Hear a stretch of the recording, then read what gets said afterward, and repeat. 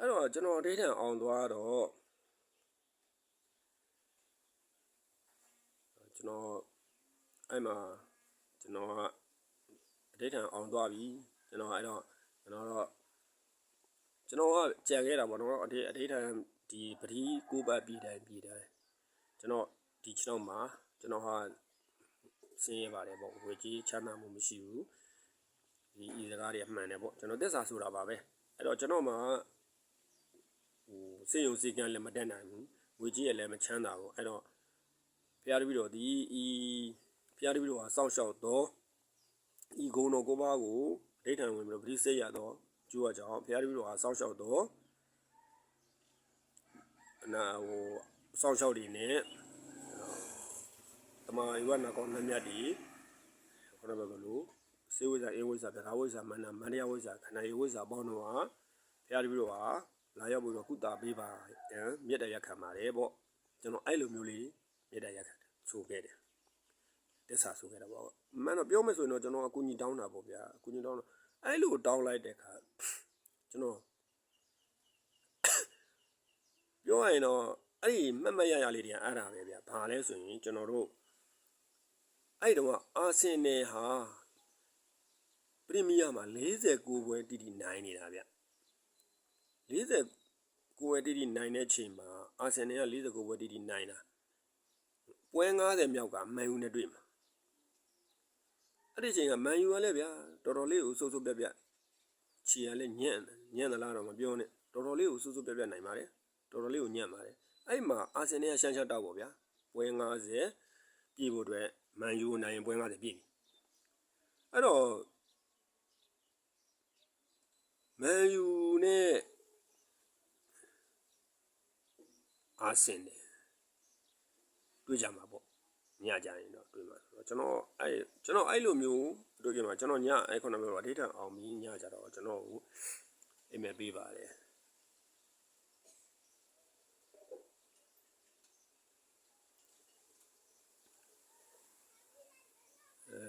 နဲ့အိမ်မက်ပေးတော့ကျွန်တော်လည်းဟိုဒါတော့နှစ်ပေါင်းများဆိုတော့ကြားနေပြီဆိုတော့မေ့ပြီးသွားတယ်အဲ့မှာကျွန်တော်နောက်အဲ့လိုမျိုးပေါ့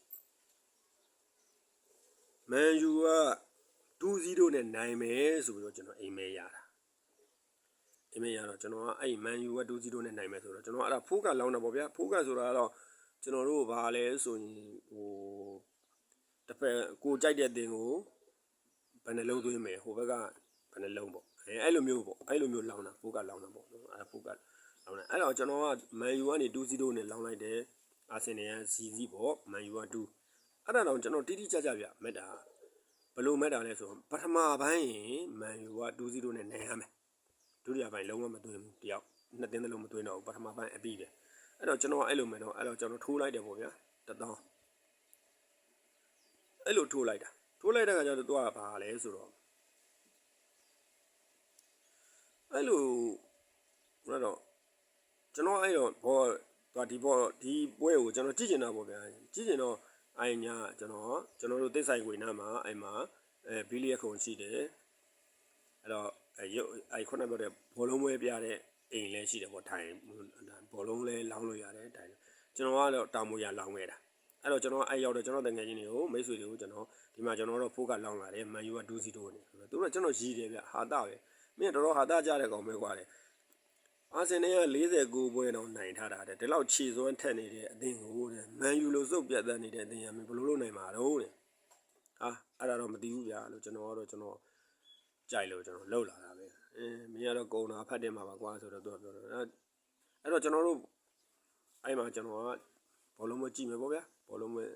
ကမ်းပါပြီဒါပါတော့ကြည့်ကျွန်တော်အိတ်ချင်တယ်ဗျအရင်အိတ်ချင်တာအဲ့ချိန်မှာအဲ့ချိန်ကစပြီးတော့ကျွန်တော်အရင်အိတ်ချင်တယ်တော့ကျွန်တော်လက်ဖိတ်တောက်တယ်အဲ့နာလက်ဖိတ်ဆိုင်လေးရှိတယ်လက်ဖိတ်ဆိုင်ကိုတောက်တယ်လက်ဖိတ်တောက်ပြီးတော့ကျွန်တော်ကြည့်တာပဲအဲ့ပထမပိုင်းပြီးအောင်ကြည့်တာပေါ့ပထမပိုင်းပြီးတော့မန်ယူက2-0နဲ့နိုင်တာပါပဲမန်ယူက2-0တွင်းသွားတာပဲအဲ့တော့ကျွန်တော်အိမ်မက်ကမှန်ပြီပေါ့2-0နိုင်ပြီပထမပိုင်းဒါဒုတိယပိုင်းလုံးဝသွင်းမှာမဟုတ်တော့ဘူးလို့ကျွန်တော်တို့တော့ပြောခဲ့သေးတာ မင်းစောင့်ကြည့်ပါဦးကျွန်တော်မကြည့်နိုင်တော့ဘူးကျွန်တော်အရင်အိတ်ချင်နေပြီးပြန်တော့မယ်ဆိုတော့ကျွန်တော်ပြန်တာပေါ့ဗျာပြန်လိုက်တဲ့အခါကျတော့ကျွန်တော်တကားဖွင့်ပြီးတော့ဝင်နေတာပေါ့ခြေထောက်လက်တောက်စီးပြီးတော့ကျွန်တော်ပေါ်တက်ပြီးတော့ကျွန်တော်ဖះเจ้าဆောင်ရှိမှာဖះရှစ်ခိုးပေါ့ဖះရှစ်ခိုးပြီးတော့ကျွန်တော်ပတိစိတ်ဖို့လုပ်တာပါပဲအဲ့မှာဖះရှစ်ခိုးတဲ့အချိန်မှာကျွန်တော်အိတ်ငိုက်ပြီးတော့ကြာသွားတယ်လို့မျိုးကျွန်တော်နိုးတဝက်ပေါ့ဗျာကျွန်တော်တိနေတာကျွန်တော်အိတ်ဖះเจ้าဆောင်ရှိမှာကျွန်တော်အိတ်ပျော်သွားတယ်လို့မျိုးဖြစ်သွားပြီးတော့အဲ့မှာကျွန်တော်ရဲ့ရှေ့မှာဖះကျွန်တော်ရှစ်ခိုးတဲ့ရှေ့မှာပေါ့ကျွန်တော်ရှေ့မှာပေါ့ကျွန်တော်ဆောင်းကြောထိုင်နေတဲ့ရှေ့မှာပုဂ္ဂိုလ်၃ပါးပေါ့ပုဂ္ဂိုလ်၃ပါးရောက်တယ်ဟာကျွန်တော်အဲ့မှာဟာဘာလို့ဒီအိမ်ထဲကိုဘယ်လိုပုံစံမျိုးနဲ့ရောက်နေတာတော့ပေါ့အဲ့တော့သူတို့အဲ့လိုကျွန်တော်ပြောလိုက်တော့ဟာဟေးအောင်နေအမင်းအဲ့ဒါတွေမိမနေနဲ့ဘယ်လိုပဲရောက်အဲ့ဒါတွေငါတို့လာမမင်းနေတဲ့အဘဟုတ်ပါပြီအဘအဲ့တော့အဘရဲ့လို့အဘတို့ကဘယ်သူတွေတုံးလို့မေးတော့လေအဲ့ဒါတွေလည်းပြောမနေနဲ့ကွာငါတို့အချိန်မရတော့ဘူးတဲ့မင်းကိုစောင့်နေတဲ့ကြားလာပြီတဲ့အဲ့တော့မင်းပေးတယ်မင်းငါတို့မင်းတို့ကတော့ခေါ်ပြီးတော့မင်းပင်တော့ကတော့ပင်းပြီးတော့ဖေတော့ကတော့ဖေပြီးတော့မင်းကအလေလိုက်နာပေါ့မင်းတော်ကလေးကချီနိုင်တဲ့ကောင်ဘာဖြစ်တယ်ဘာစုံတာပေါ့ဗျာကျွန်တော်ဆူတာပေါ့ဘာတွေတော့သူတို့ကတော့ဂူနန်တော်နဲ့ကျွန်တော်ဆူတဲ့တပုတ်ပါဆူတာအဲ့တော့ကျွန်တော်လည်းအဘရဘာလို့လာမယ်မသိလို့ပါလို့ကျွန်တော်ဘောလုံးဝဲလေးကြည့်နေတာပေါ့အေးအောင်လေမင်းအဲ့ဒါတွေအပိုးတွေမပြောတော့နဲ့ပေးတယ်မင်းခြေထောက်တယ်ခြေထောက်ကိုကျွန်တော်ဘာကြီးကြောဆိုပြီးတော့ကျွန်တော်ခြေထောက်လေးကိုသူတို့တင်မြင်ကိုထိုင်နေပေါ်ကိုကျွန်တော်တင်ပေးလိုက်တာအဲ့ဒါအဲ့အဘတပားကစပြီးတော့ပြောတယ်ဘာကနေခြေထောက်လက်နဲ့တက်ချလိုက်တာပဲလက်နဲ့သုံးချက်တက်ချသွားတာပဲဒုတိယအဘကြီးကျွန်တော်လေးကမ်းမိတော့လေဒုတိယအဘကလည်းအဲ့လိုပဲသုံးချက်တက်ချလိုက်တာပဲတတိယအဘအချိန်မှာလည်းအဲ့လိုမျိုးကျွန်တော်လေးကိုကျွန်တော်ကမ်းမိလိုက်တဲ့ခါမှာလက်နဲ့တက်ချလိုက်တာအဲ့မှာကျွန်တော်အဲ့လိုတက်ချပြီးတော့အဲ့အဖတွေလည်းပြန်ကြွသွားတယ်ကျွန်တော်လည်းအဲ့မှာအိယာကနေလန့်နေတယ်အဲ့ချိန်မှာကျွန်တော်အဲ့ဘယ်လောက်ပြောမလဲ4နာရီကြော်ဖြစ်နေပြီ4နာရီကြော်လောက်ရောက်နေပြီဆိုတော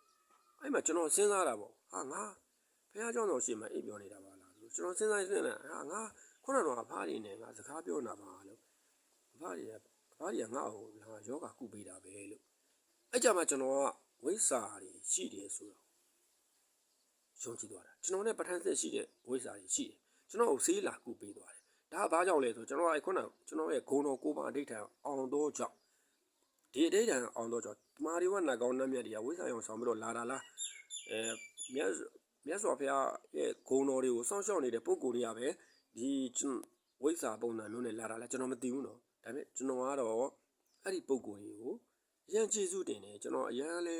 အားရတယ်ကျွန်တော်ယောဂါကိုယူပြစ်တယ်လို့ပြောလိုက်တယ်ဒါပေမဲ့နောက်နေ့မနေ့မှာကျွန်တော်တကယ်ကိုရေချိုးမယ်လို့တော့ကျွန်တော်ကြည့်လိုက်တော့ကျွန်တော်ချက်တော့မှအဲ့ဘူးတွေမရှိတော့ဘူးအဲ့ဘူးကြီးမရှိတော့ဘူးကျွန်တော်အရန်ပြောတာဗျာအဲ့တော့ပြောမများတော့ဘယ်လိုပြောမှမသိဘူးဘယ်လိုမှပြောပြလို့မရအောင်ပြောတာအဲ့မှာကျွန်တော်ပြောက်သွားတယ်ဒါပေမဲ့ကျွန်တော်မှကြောက်ကြီးတွေနင်းနေတဲ့ဟာကျန်နေတယ်အဲ့တော့ကျွန်တော်ညကြတော့အဖားတို့ထပ်ပြီးတော့ကျွန်တော်အဲ့ဖားတွေကိုတိုင်တယ်အဲ့ဖားတွေဆိုတော့ကျွန်တော်နာမည်မသိဘူးဗျာအတိုင်တယ်တော့အဲ့မှာအဖားတွေလို့ဆေးအဖားတို့စီကူလာပေးတယ်အဖားတွေလို့ကျွန်တော်ကုပေးတာတော့ဟုတ်ပါပြီလို့ကျွန်တော်မှ6ချက်နင်းနေတုံးလို့ဒီ6ကရှောက်လို့မရဘူးလို့အဖားတို့ပြန်ပြီးတော့ဒီနင်းနေတဲ့ဟာတွေပျောက်သွားကိုညီပေးပါအောင်ထပ်ပြီးတော့ကုပေးပါအောင်ဆိုတော့အံ့ဩစရာကောင်းတယ်ဗျာနောက်နေ့မနေ့ကျလုံးဝအကောင်းပဲမိမွေးတိုင်းဖောင်မွေးတိုင်းပဲကျွန်တော်လုံးဝနေတာတွေလည်းပျောက်သွားတယ်အဲ့ကြောင့်မို့လူမှာခုနပြောလို့ဘုရားရဲ့ဂုဏ်ကျေးဇူးတွေဘုရားရဲ့ဂုဏ်တော်တွေကိုရုပ်ဝါတဲ့ဆိုရင်ဘယ်ဂုဏ်တော်ပဲရုပ်ကိုယ်ဆောက်ရှောက်နေဆိုတာလာပါတယ်ရုံကြည့်လောက်ပါဝိဇ္ဇာကိုမမြင်အပ်တဲ့အရာတွေအားလုံးကိုလည်းဝလုံးချစ်သူမယမ်းပါနဲ့ကိုယ်တိုင်မကြုံဘူးတော့လို့ကြုံပါလေအဲ့တော့ကျွန်တော်ကြုံဘူးတယ်ကျွန်တော်ကြုံမှုတဲ့အတွက်ကျွန်တော်ယုံတယ်ကျွန်တော်ဒီဝိဇ္ဇာတွေကိုမယုံနဲ့လို့ပြောရိုက်တက်ပြီးတော့ရိုက်တက်လဲကျွန်တော်ယုံပါပဲကျွန်တော်အဲ့တော့ကျွန်တော်အဲ့ပုံကိုယ်တွေကိုကျွန်တော်ရှုံကုန်ဖျားကိုသွားတဲ့ခါကျမှကျွန်တော်အဲ့ပုံကိုယ်ရဲ့ရုပ်ထုကိုကျွန်တော်တွေ့တယ်ဘာဘိုးတော်အေးရဲ့ဘာဘိုးတော်ပြူရဲ့ဘာဘိုးတော်ပွင့်ရဲ့ဖြစ်ပါတယ်ဗျာကျွန်တော်ကိုစေးကူပေးသွားတဲ့ပုံကိုယ်တွေကတော့ဘာဘိုးတော်အေးဘာဘိုးတော်ပြူဘာဘိုးတော်ပွင့်ဖြစ်ပါတယ်အဲ့တော့ကျွန်တော်မိတ်ဆွေအားလုံးလည်းကိုယ်တိုင်မမြင်ရပေမဲ့ကိုယ်တိုင်မကြုံရတိုင်းမယုံမှုဆိုပြီးတော့ဖင်ပိတ်မငင်းပါနဲ့လို့ပြောကြရင်ကျွန်တော်ရဲ့ဒီတွေ့ကြုံရတဲ့အကြောင်းလေးကိုကျွန်တော်မိတ်ဆွေတို့ကိုချပြလိုက်တာပါဗျာအားလုံးကျမ်းမာခြင်းချမ်းသာခြင်းနဲ့ပြည့်စုံပြီးတော့သူတော်ကောင်းသူမြတ်ပေါင်းတို့နဲ့တွေ့ဆုံပြီးတော့သူတော်ကောင်းသူမြတ်ကောင်းတွေရဲ့ကုညီထောက်ပံ့မှုရရှိကြပါသည်ဗျာအားလုံး လူရင်းစာနာများလည်းတလုံးတော်ပါပြည့်စုံကြပါသေးဗျာ